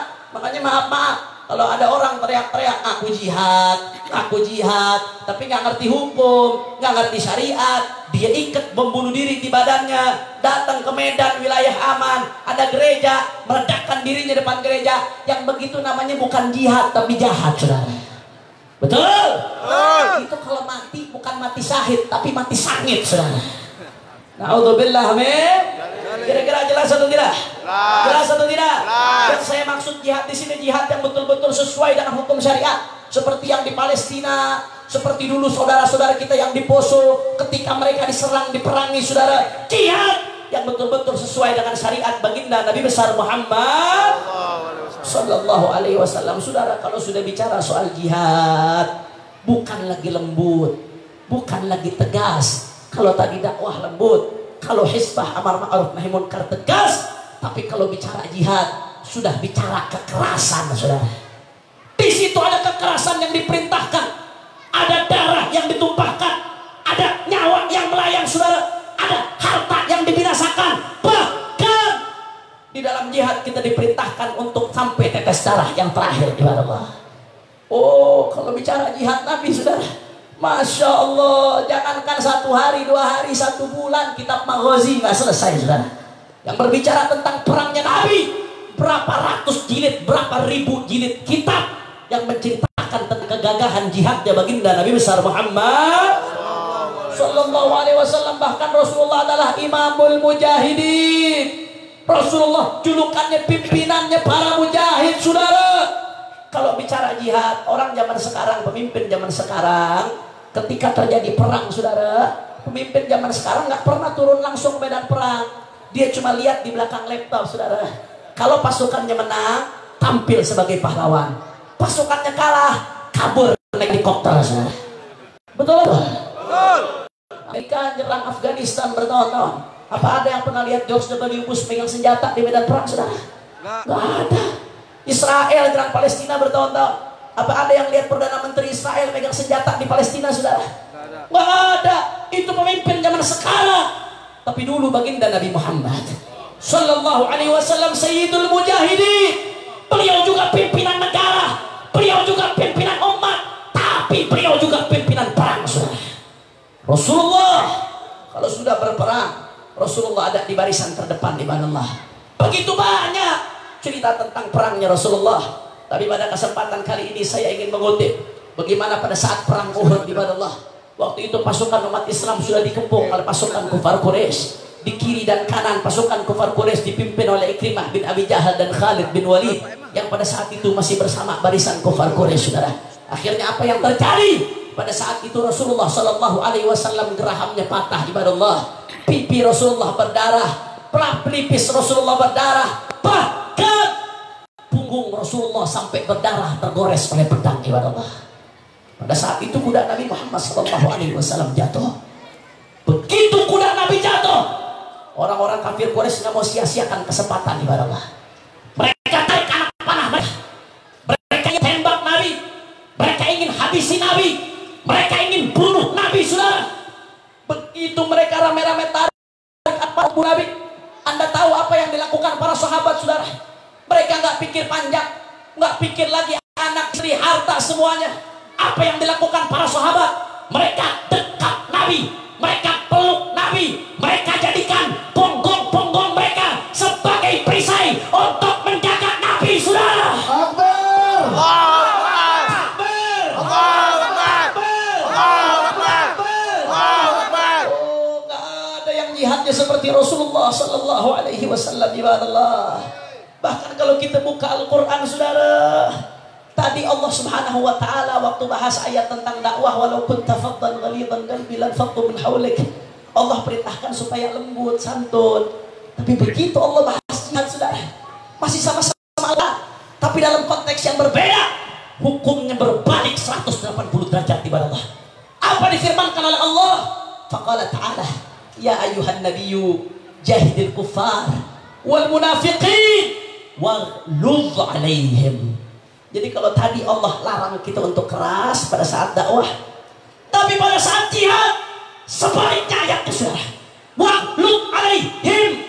Kata Allah, kalau kalian perang lawan kafir dan munafik, waghluz, keras dalam perang, ibadallah. Artinya apa, saudara? Di sini yang ingin saya garis bawahi, kita pikir pakai logika, kita belajar pahami dengan baik konsep ini. Kalau kita garis bawahi, ada kalanya Nabi Muhammad lembut pada saat dakwah, ada kalanya tegas pada saat hisbah, tapi ternyata pada saat jihad nggak ada yang mengalahkan kehebatan Nabi Muhammad Sallallahu Alaihi Wasallam. Ketika jihad di situ ada nyawa yang ditumpahkan, darah yang ditumpahkan, saudara, ada harta yang rusak, ada pengorbanan luar biasa, dan itu semua dilakukan oleh baginda Nabi besar Muhammad. Kira-kira orang Medan sampai sini jelas atau tidak? Jelas. Jelas atau tidak? Jelas. Kalau begitu saya mau tanya orang Medan semua jawab yang kompak. Berarti Medan Juang Islam ada berapa? 3. Ada berapa? 3. Yang pertama, dakwah itu harus lembut, betul? Dakwah harus santun, betul? Apa boleh dakwah rusuh? Apa boleh dakwah keras? Medan Juang Islam yang kedua, hisbah harus tegas, betul? Hisbah harus lugas, betul? Apa boleh hisbah lemas? Apa boleh hisbah abu-abu? Medan Juang Islam yang ketiga, jihad harus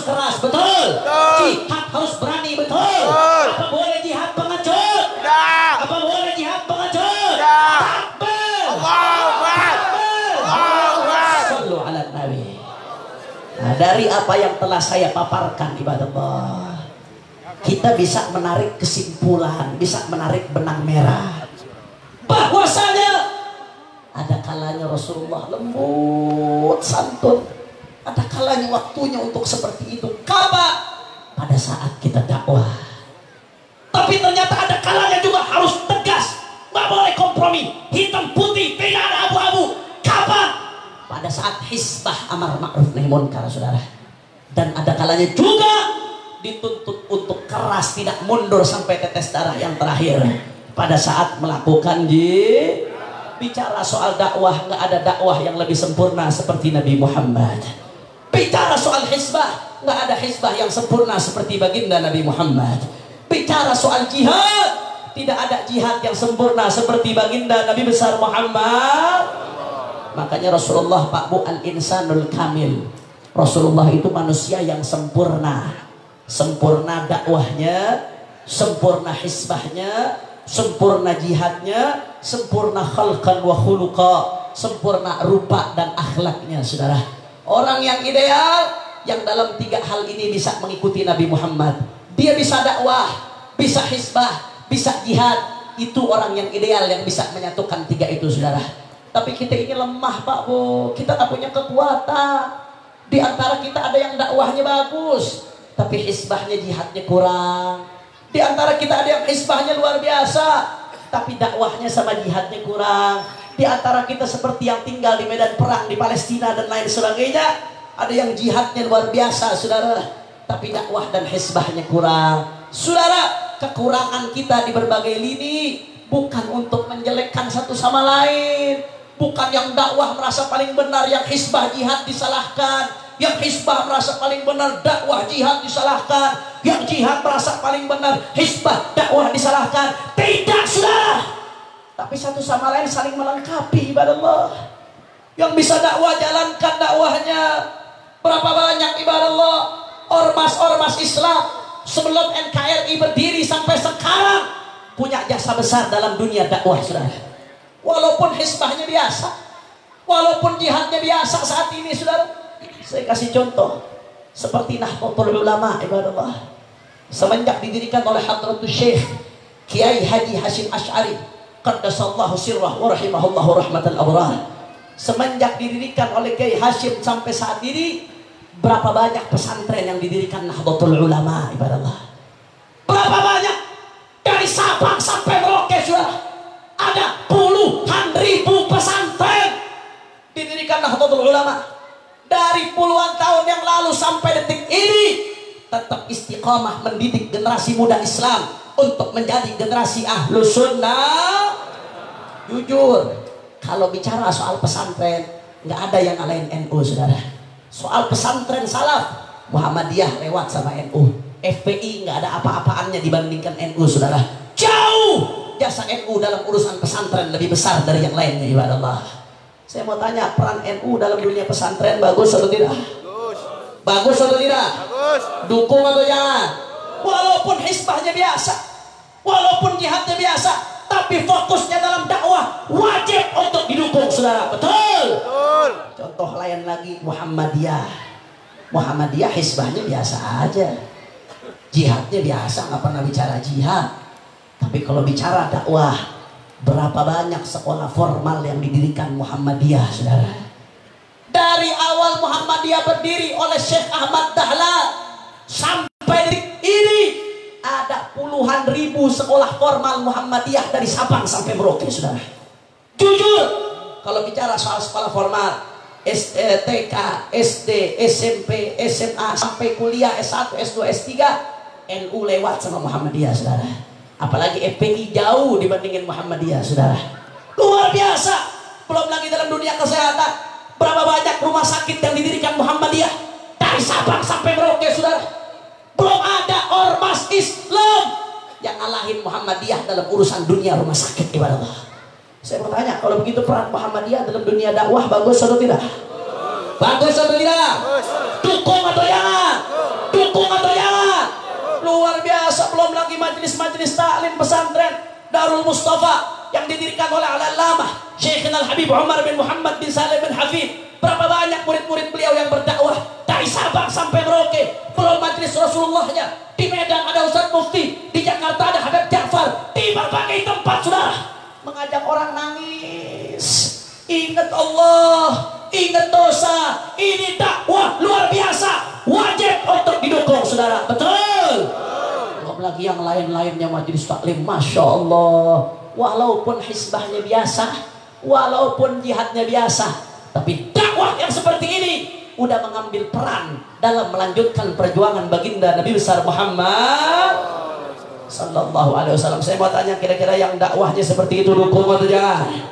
Orang kompak dukung atau jangan?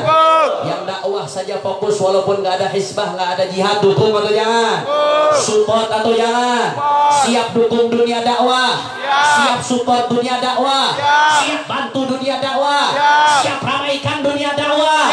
Takbir! Takbir! Sallu ala Nabi. Tapi ada juga saudara ormas-ormas kelompok dakwahnya nggak terlalu mencolok, tapi hisbahnya luar biasa ibadah Allah. Amar ma'ruf nahi munkarnya maju terus pantang mundur ibadah Allah. Contohnya siapa? Contohnya seperti Front Pembela Islam ibadah Allah. Betul? FPI latar belakang awal berdirinya memang karena amar ma'ruf nahi munkar. Memang karena pada saat itu tahun 98 luar biasa. Perjudian di mana-mana, pelacuran di mana-mana, saudara. Prostitusi di mana-mana. Pada saat itu sudah struktural, saudara. Maksiatnya bukan lagi maksiat pribadi, maksiat terstruktur, maksiat tersistem, di backing aparat, di backing pejabat, di backing konglomerat, saudara. Kalau harus sendiri-sendiri nggak bisa ibadah Allah.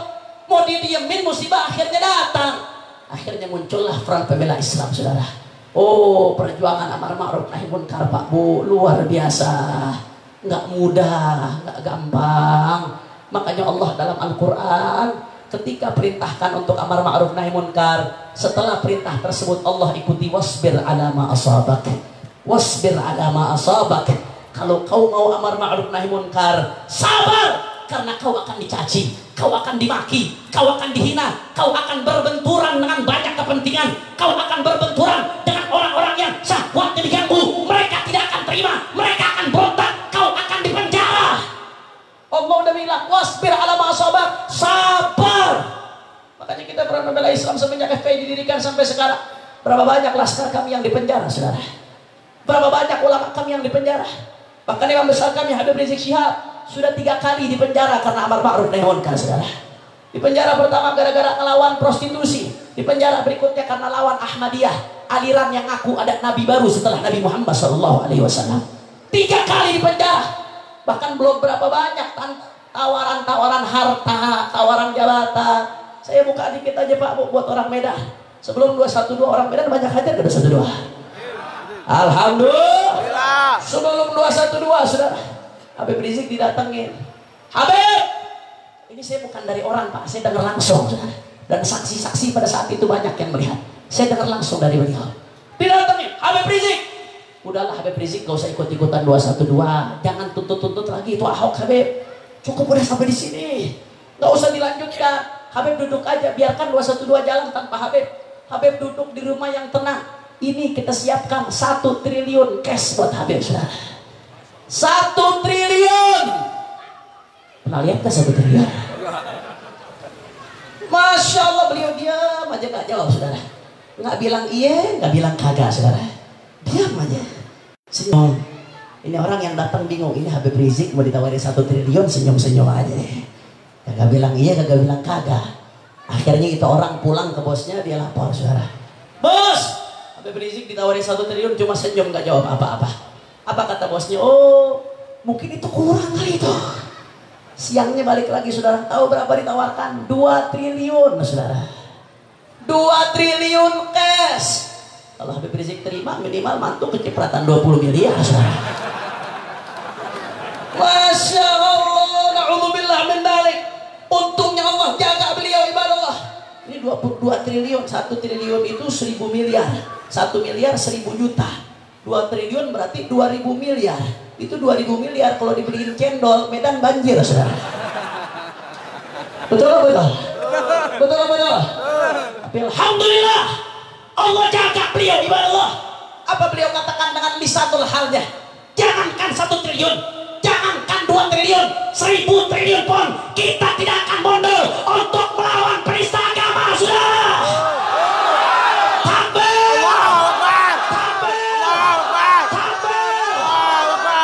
Ya begitu beliau tolak 2 triliun, beliau bicara ke umi saya, umi mertua, Umi Fadlun, Syarifah, kata beliau. Ini mereka pakai ilmu ngerangkul. Kalau ilmu ngerangkul gagal, mereka akan pakai ilmu pukul. Akhirnya betul saudara. Begitu ditolak 2 triliun, Ahok longsor dan lengser, langsung pada saat itu beliau dililit dengan 17 kasus langsung saudara. 17 kasus langsung muncul. Nggak main-main. Mulai dituduh copot tanah, dituduh hina agama lain, dituduh hina pejabat, dituduh hina instansi negara saudara, dikasuskan, dibilang menghina Pancasila. Padahal tesis S2 beliau di Malaysia itu tentang Pancasila, dapat predikat cum laude saudara. Orang ahli Pancasila dibilang hina Pancasila, ibadah Allah, dituduh hina Pancasila saudara. Bahkan nggak sampai di situ, yang paling parah sampai difitnah melakukan jet sex saudara. Saya tanya orang Medan, jawab yang jujur. Ini Habib Rizik saudara. Habib Rizik bukan anak alay, bukan saudara. Habib Rizik dituduh fitnah chat sex. Orang Medan percaya atau tidak? Ya. Percaya atau tidak? Ya. Kalau yang punya HP Android, buka aplikasi namanya Play Store. Di Play Store bisa di searching. Ada aplikasi namanya Fake Chat. Aplikasi buat bikin cek palsu. Jangankan orang ahli IT, anak kecil umur 10 tahun kalau ngerti handphone saudara, dalam menit ini bisa bikin chat seks palsu saya sama Madonna. Gampang, perkara mudah, perkara kecil, luar biasa saudara. Dikejar, dihinakan, di-framing, digoreng bagaikan penjahat besar, ibadah Allah. Ini resiko amar ma'ruf nahi munkar, ibadah Allah. Ini resiko kalau melawan kezaliman. Tidak mudah saudara. Tapi kenapa Front Pembela Islam tetap komitmen untuk lawan amar ma'ruf, untuk lawan kezaliman? Walaupun saat ini FPI, kami juga banyak fokus saat ini untuk aksi kemanusiaan di berbagai daerah, di Lombok, di Banten, di Palu, saudara, sampai saat ini terus aktivis. Bahkan di Lombok saat ini masih banyak laskar-laskar kita yang sedang tahap pemulihan. Saat ini di Lombok FPI sudah membangun hampir 150 rumah, saudara. Doakan mudah-mudahan istiqomah, insyaallah. Amin ya rabbal alamin. Saudara, ini berkat bantuan dari umat, bukan kepercayaan dari umat. Kita nggak bisa apa-apa kalau bukan kepercayaan dari umat, maka FPI nggak ada artinya saudara. Akan tetapi walaupun kita turun di aksi sosial, fokus utama tetap tegakkan amar ma'ruf nahi munkar. Kenapa kami tegakkan amar ma'ruf nahi munkar? Walaupun risikonya begitu banyak, tidak lain dan tidak bukan karena demi Allah kami cinta NKRI saudara. Kami cinta Indonesia. Kami nggak pengen Indonesia dirusak dengan kemaksiatan. Rasulullah pernah ditanya, Pak Bu, ya Rasulullah, anahliku afina salihun. Ya Rasulullah, orang soleh masih banyak, ahli pikir masih banyak, ahli ibadah masih banyak, ahli tahajud masih banyak, ahli Quran masih banyak. Ya Rasulullah, kalau orang soleh banyak seperti ini, apa iya musibah akan datang ya Rasulullah? Kita akan hancur ya Rasulullah? Apa jawab Nabi saudara? Ini jawab Nabi, bukan jawaban saya, bukan jawaban habaib. Apa jawaban Nabi? Naam, idza kathura al-khabar.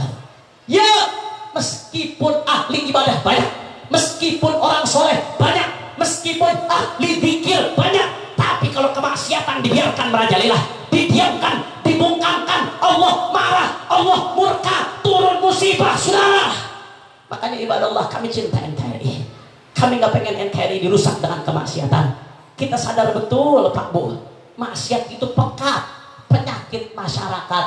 Salah satu cara ngobatin maksiat tadi seperti yang Habib Ja'far sebutkan, dengan mendekatkan diri kepada Rasulullah Sallallahu Alaihi Wasallam. Tapi di sisi lain, syariat secara zahir menuntut kita untuk amar ma'ruf nahi munkar saudara. Penyakit masyarakat sama seperti kanker. Kalau sudah manclok di tubuh seseorang, tubuh itu akan digerogoti. Stadium 1, stadium 2, stadium 3, stadium 4 sampai meninggal dunia. Na'udzubillah min dzalik. Begitu juga maksiat. Kalau sudah ada di tengah-tengah masyarakat, judi, pelacuran, minuman keras, LGBT, digerogoti masyarakat kita. Tua, muda, kecil, besar, laki, perempuan. Yang digerogoti bukan cuma badannya saudara, tapi yang digerogoti imannya. Awalnya asyik bermaksiat, al-ma'siyah baridul kufur. Lama-lama karena keenakan kemaksiat, tidak sadar imannya dicabut oleh Allah Subhanahu wa taala. Na'udzubillah min.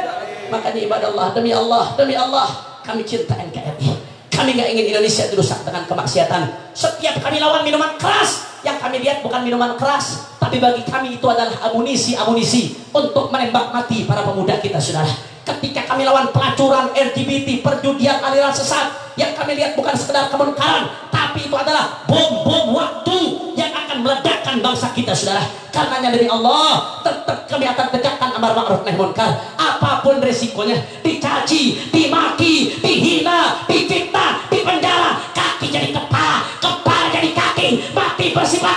Kami tidak akan bermundur untuk tegakkan amar ma'ruf nahi munkar, saudara.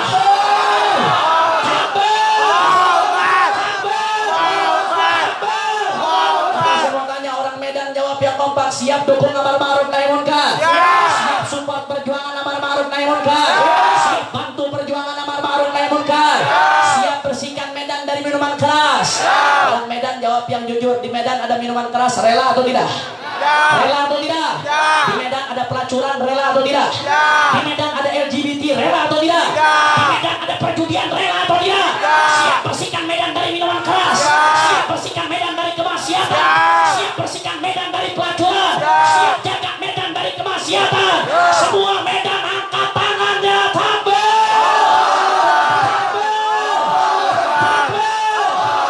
sallu ala nabi. Makanya itu, saudara, ada yang nama ma'ruf nahi munkarnya luar biasa.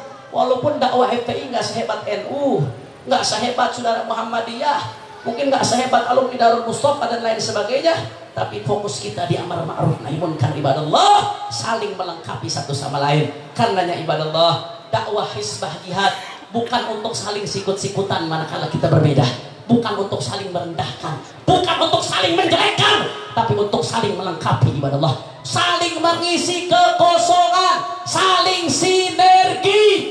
Manakala dakwah hizbah jihad sinergi, saling mengisi kekosongan, maka di situ umat Islam akan berjaya. NKRI akan jadi baldatun thayyibatun wa rabbun. Makanya saya mau tanya orang Medan sekali lagi, siap kita dukung dakwah?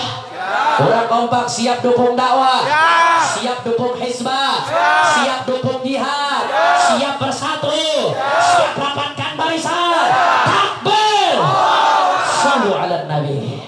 Makanya terakhir sebelum saya tutup ceramah saya, saudara, perumpamaan dakwah hizbah jihad itu perumpamaannya seperti orang main bola, saudara.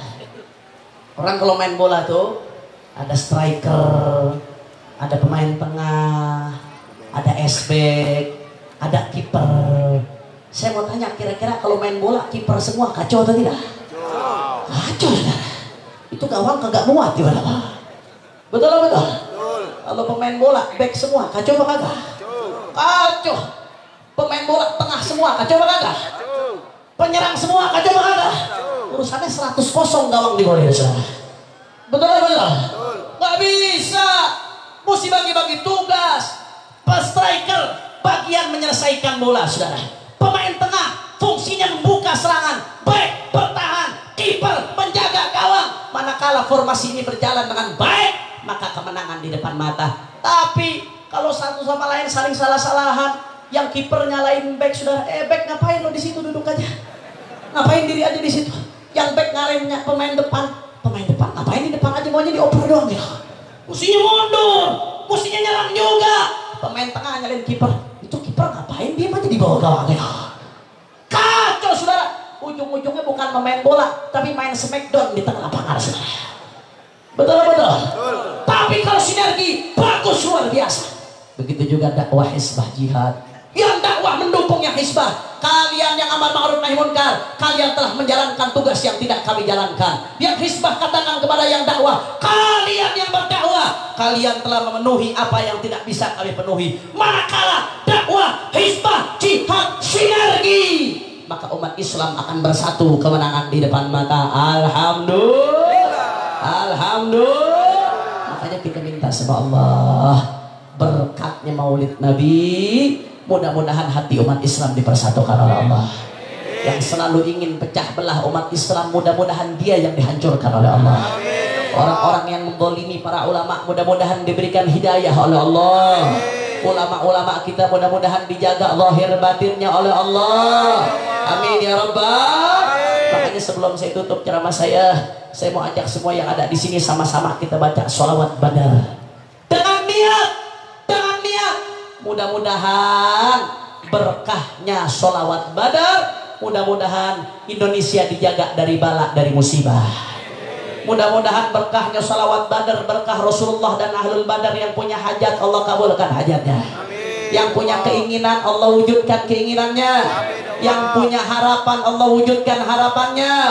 Yang sakit Allah angkat penyakitnya. Yang belum nikah Allah mudahkan jodohnya. Yang belum punya anak diberikan dzurriyyah salihin salihah. Yang sudah berkeluarga diberkahi rumah tangganya. Amin ya rabbal. Ayo sama-sama yang kompak kita baca sholawat badar. Nanti hadroh ikut, tapi backing vokal jangan ikut. Biar jamaah yang jadi backing vokal, kita goncangkan medan dengan sholawat badar. Setuju? Setuju. Nanti setelah sholawat badar, saya mau ajak semua yang ada di sini sama-sama kita baca Mars Aksi Bela Islam. Kira-kira orang Medan bisa atau tidak? Bisa. Al-Quran. Nah, ini banyak yang belum tahu sebagian. Yang pertama Al-Quran imam kami. Yang kedua Al-Quran pedoman kami. Yang ketiga Al-Quran petunjuk kami. Yang keempat Al-Quran satukankah imam, pedoman, petunjuk, satukan. Coba ulangin. Imam, pedoman, petunjuk, satukan. Mudah-mudahan kita dapat syafaatnya Al-Quran.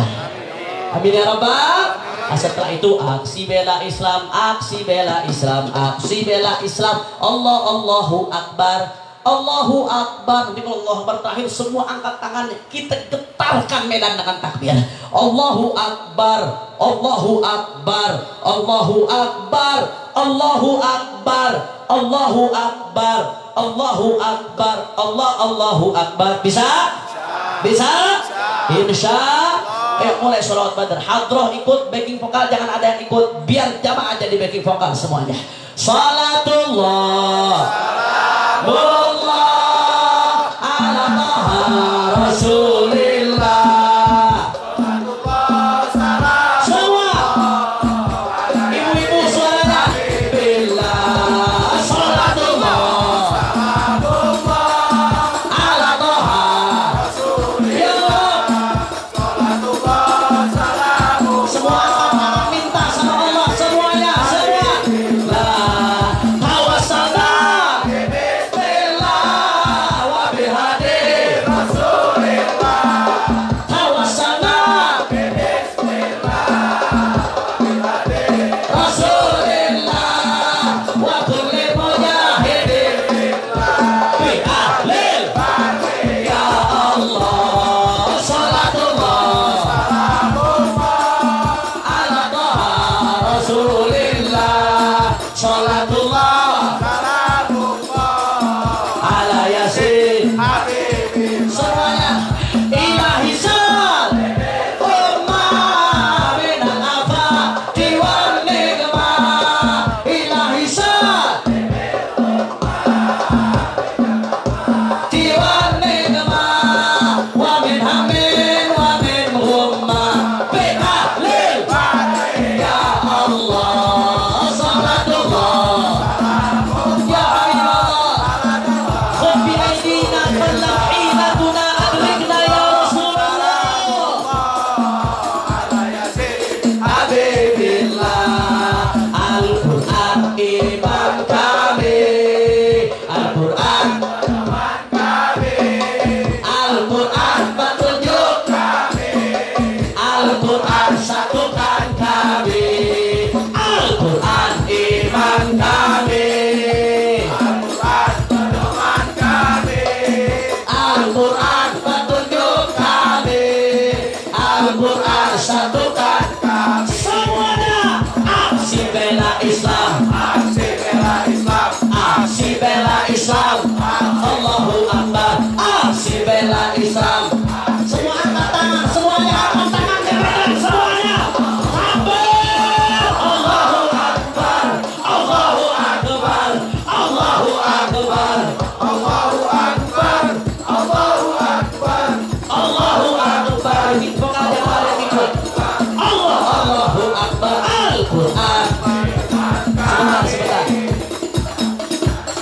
tahan.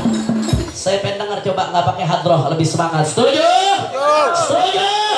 Semuanya. Al-Quran iman kami, Al-Quran pedoman kami, kita kompak. Al-Quran petunjuk kami, Al-Quran satukan kami, Al-Quran iman kami, Allah, Al-Quran pedoman kami, Al-Quran petunjuk kami, Al-Quran satukan kami. Semuanya. Aksi bela Islam, aksi bela Islam, aksi bela Islam. Allah, Allahu Akbar. Aksi bela Islam. Semua angkat tangan, semuanya angkat tangannya. Goncangkan medan dengan takbir. Allahu Akbar, Allahu Akbar, Allahu Akbar, Allahu Akbar, Allahu Akbar, Allahu Akbar, Allahu Akbar. Sekali lagi. Al-Quran iman kami, Al-Quran ij'alil Quran syafi'an lana fil qiyamah waj'alna ulana wa dhurriyyatana wa ahbabana min ahlil Quran wa nawwirna bil Quran ya Allah ya Rabb. Selamatkan bangsa kami berkah Al-Quran, jangan kami kotorkan bala ya Allah. Semuanya. Aksi bela Islam, aksi bela Islam, aksi bela Islam. Allah, Allahu Akbar. Aksi bela Islam, aksi bela Islam. Semua tangan terakhir. Takbir. Allahu Akbar, Allahu Akbar, Allahu Akbar, Allahu Akbar, Allahu Akbar, Allahu Akbar, Allahu Akbar. Takbir, takbir, takbir. Saya mau tanya sekali lagi medan, semua siap bersatu? Siap rapatkan barisan? Siap bela Allah? Siap bela Nabi? Siap bela NKRI? Siap dukung dakwah? Siap dukung hizbah? Siap dukung jihad? Siap ikut komando ulama? Takbir, takbir, takbir. Sallu ala Nabi. Makanya terakhir kita minta sama Allah, sedikit lagi kan bakal pemilihan pemimpin, betul? Saya ingatkan, jaga persatuan, jaga persaudaraan, jangan bermusuhan satu sama lain, betul? Persaudaraan nomor satu, betul? Persahabatan nomor satu, betul? Kerukunan nomor satu, betul? Kasih sayang nomor satu, betul? Urusan pilih presiden nomor dua, saudara. Betul? Betul? Persahabatan nomor satu, persaudaraan nomor satu, kasih sayang nomor satu, cinta nomor satu, kerukunan nomor satu, NKRI nomor satu, urusan pilih presiden nomor dua. Sallu ala Nabi. Mudah-mudahan Sayyid Khairul Zaman Al-Mahdali makin diberkahi oleh Allah. Amin ya Rabbal. Ini saja yang saya sampaikan. Mudah-mudahan apa yang saya sampaikan bisa bermanfaat. Mohon maaf, mohon ridho kalau ada salah-salah kata, kalau ada yang kurang berkenan, mohon dibukakan pintu maaf yang sebesar-besarnya. Ini yang saya sampaikan, lebih kurangnya mohon maaf. Hadani Allah wa iyyakum ila siratil mustaqim. Subhanakallahumma wa bihamdika asyhadu an la ilaha illa anta astaghfiruka wa atubu ilaik. Assalamualaikum warahmatullahi wabarakatuh. Jazakallah khairan katsir. Terima kasih banyak kepada guru kita semua. Berhati kita Abdurrahman Atas. Kita doakan semoga beliau Allah panjangkan umurnya, amin. Allah berkahkan ilmunya, amin. Untuk mempercepat waktu, mari kita sama-sama membaca doa. Insyaallah doa ini akan dipimpin oleh Al-Habib Muhammad bin Ahmad Al-Attas. Badannya mempersilakan. Sallu ala Nabi Muhammad.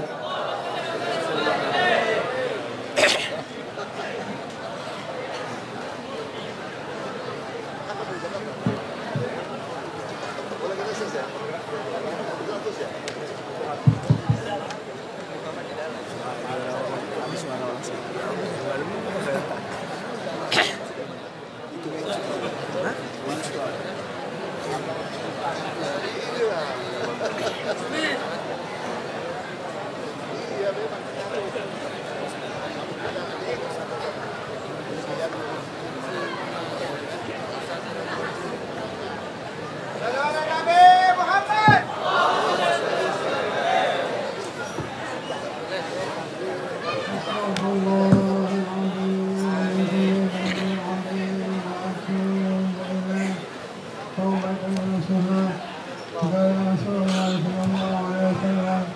قبلوا ما قلت أنا والنبي من ربي لا